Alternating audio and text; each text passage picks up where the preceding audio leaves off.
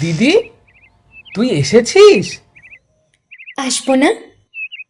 তুই যে একা বসে আছিস, কি ব্যাপার? কত বড় হয়ে গেছিস, আমাকে আর মনে পড়ে তোর?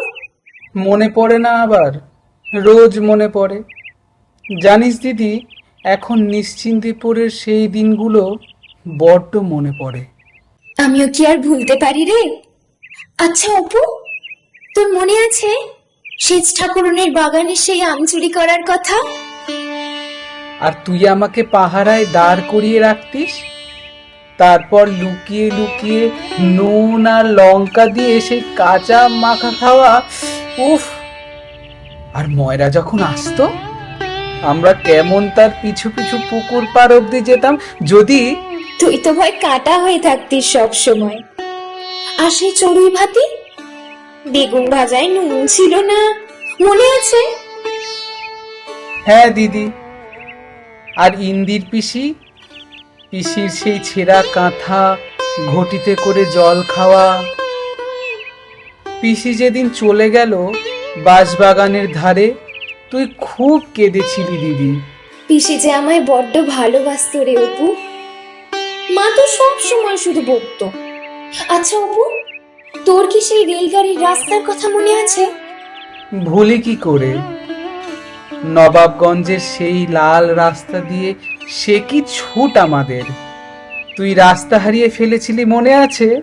আমার আর রেলগাড়ি দেখা হলো না রে। তুই নিশ্চয়ই রেলগাড়িতে চড়েছিস? হ্যাঁ, চড়েছি।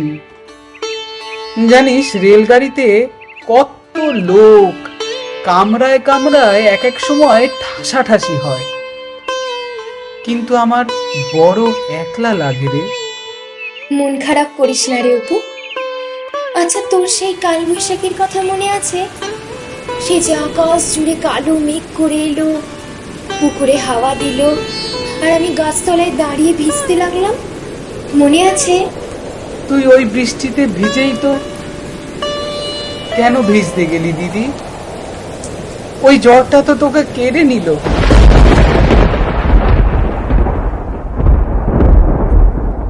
তুই চলে যাওয়ার পর আমাদের নিশ্চিন্ত পুরো ছাড়তে হলো।